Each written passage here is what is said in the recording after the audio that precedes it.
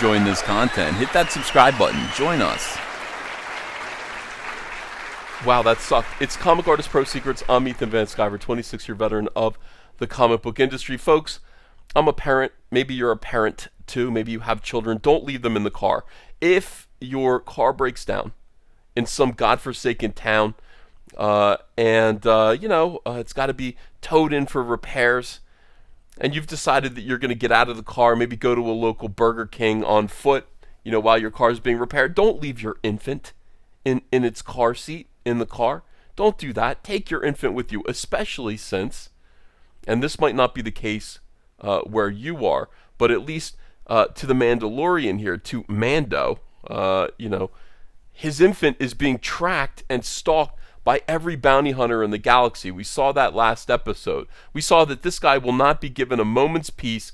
That baby Yoda, hail the precious baby Yoda infant divine, is going to be captured by a bounty hunter unless he is with that, baby Yoda, guns blazing, protecting baby Yoda at all times. Now, inexplicably, in this episode, which was the worst episode so far, and in fact, if this had been the first episode of The Mandalorian, I wouldn't have watched the second one, okay? I just wouldn't have watched it, because this was horrible.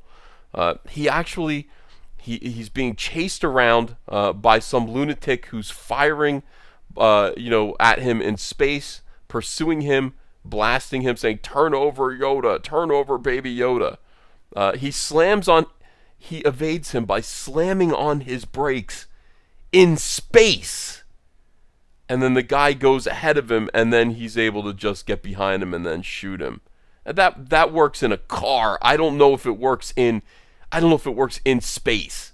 But as we've seen with Star Wars recently, space, I don't know what it is. It's just, you can drop bombs in space. There's gravity in space. Sure, there's friction in space. All of these other things. So that was horrible. Now his ship was damaged. He decided to go down. Oh, look, I'm right over Mos Eisley Spaceport. That'll give EVS some goosebumps. I like seeing that. He lands, and there's... look, Amy Sedaris, great to see you again. Great to see you doing your very best Tracy Ullman impersonation in The Neverending Story. Was that what it was when she was... Oh, I don't know. It looked like she was behaving like... Amy Sedaris is awesome. She's from Strangers with Candy. She's great at making herself look very unusual and funny. She's a comedian. She was highly annoying in this episode. I would have told her to shut up 5 or 6 times. More talking, louder, more annoying. It's not funnier. It doesn't get funnier the more that you bicker. Anyway, he leaves this clown leaves his infant, and the infant is 50. Yeah, it's still an infant. It's defenseless mostly. Requires care. Is being stalked by everyone. He leaves his infant in the car, and then he goes out looking for work at the cantina.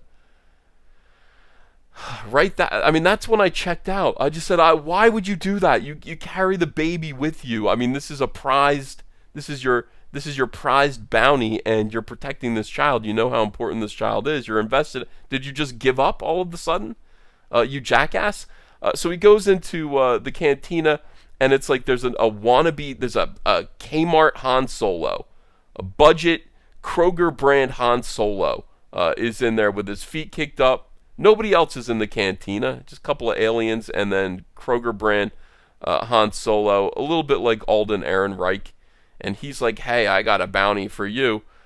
Boom! They get on speeder bikes. This was full. It was filled with little nuggets of happiness for Star Wars fans, but it was almost too much. I was like, okay, speeder bikes. Yeah, we're going to see some speeder bikes. Oh, look, it's Tusken Raiders. Let's cram them in there because, they'd probably meet some Tusken. Oh, a dewback. Yeah, there's a dewback there too. Yeah, it's all the creatures, all the old creatures that we'd expect to see on Tatooine. And then, of course, strong woman. Now, I got, you guys chewed me out last episode when I said, look, I really feel like we've turned a corner here, with the Cara Dune character. This kind of progressive, strong woman trope is working its way back into Star Wars again. I could be wrong. I said, I could be wrong. You guys said, you're wrong. You're wrong, Ethan. You're wrong. Here we go again. Ming-Na Wen is an almost invincibly awesome bounty hunter, a reputation that precedes, of course, it's the greatest in the world. Not a mediocre bounty hunter, but the greatest bounty hunter that's ever been. She works for the Hutts. The Hutt is their species. It's not their family. It's what they are, Hutts. I don't think every Hutt is a gangster. I don't think every Hutt is a crime lord. Just this one family, related to Jabba. And maybe we're going to see Rada the Hutt soon. I hope so. Actually, I'm not so sure anymore. So she's incredibly kick-ass. She holds them at bay. She makes them look like fools. It's Ming-Na Wen from Agents of S.H.I.E.L.D. She's also the voice of Mulan. So Disney is, using its own actors and actresses, which is good. The male character was a dope, a punk ass dope. I don't know. I didn't buy any of this. This seemed like it was for tweens.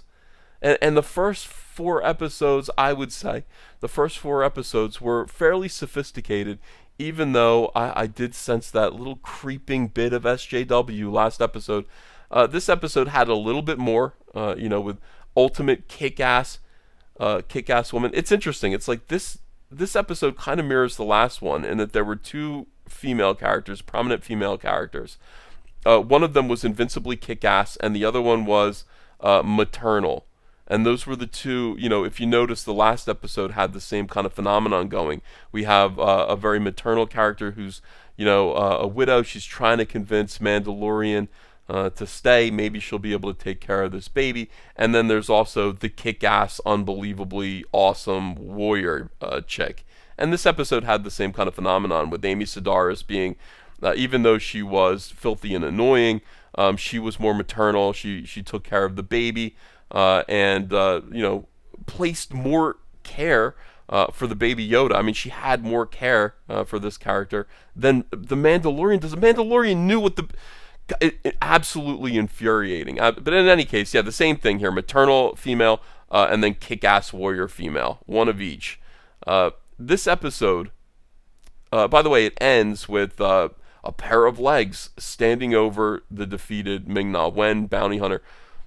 Who cares?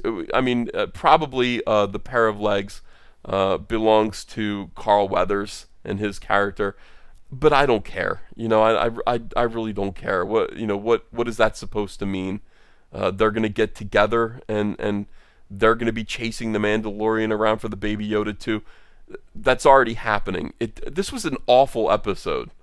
It was childish. I'm disappointed in Dave Filoni. People said early on, like, Dave Filoni is an animator. He's his stuff is very animated, and when it's live action, this stuff looks like it should be animated as a Clone Wars episode. And I didn't know what they meant until this episode. This episode here kind of showed that to be the case. This should have been a cartoon. This was meant to be for kids. It never should have been live action. It was far too silly, and it didn't make any sense. None of the characters' motivations really made sense to me or were consistent. And this is the first episode that I actually think. Look, there was some neat stuff in it. I'll give it a 5 out of 10. I mean, it just. This sucked. I mean, compared to the standard that we are, that we've been led to expect from this show, this just wasn't that good. And I know some of you are going to disagree with me about this, but I'm just going to say to you again, he walked away from the Baby Yoda and left Baby Yoda in his spaceship while he went to the bar looking for work. There was no reason for that. He would have probably kept in any other. Had anybody else wrote this, he would have brought the Baby Yoda with him. And by the way, there was absolutely no reason in the story for that to have happened, except to give Amy Sedaris something to do. It didn't mean anything. It didn't lead to anything. He could have, the bounty hunter at the end that he was working with could have found his way in possession of the Baby Yoda some other way. There was absolutely no reason, story-wise or for any of the characters motivationally, for him to leave the Baby Yoda on the ship. And right there is where the whole thing kind of went off the rails. I don't know what other people are going to say about this, but yeah, I watched it in disbelief. I hope the next episode gets back on track again.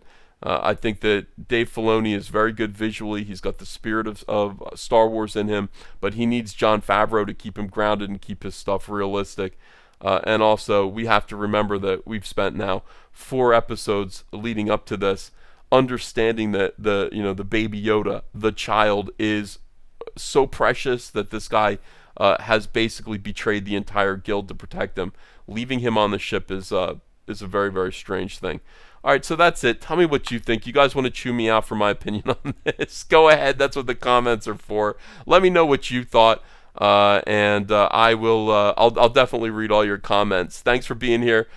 Please share the video, like, subscribe, and yeah, let me know. Let me know what you think. All of this stuff really helps the channel. I appreciate you guys very much. We got to hold these guys to a higher standard. Kathleen Kennedy, get out of here. That's the other thing. Just get out of here. I really feel your presence. In the last 2 episodes, I really feel your presence, and it is annoying. All right, everybody. See ya.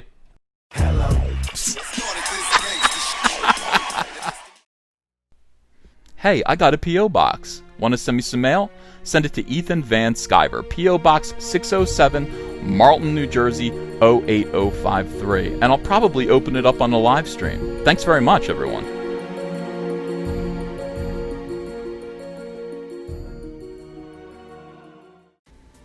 Hey, you want to follow me on Twitter? Are you sure? Well, if so, I'm at Ethan Van Sciver. That's at Ethan Van Sciver. See you there.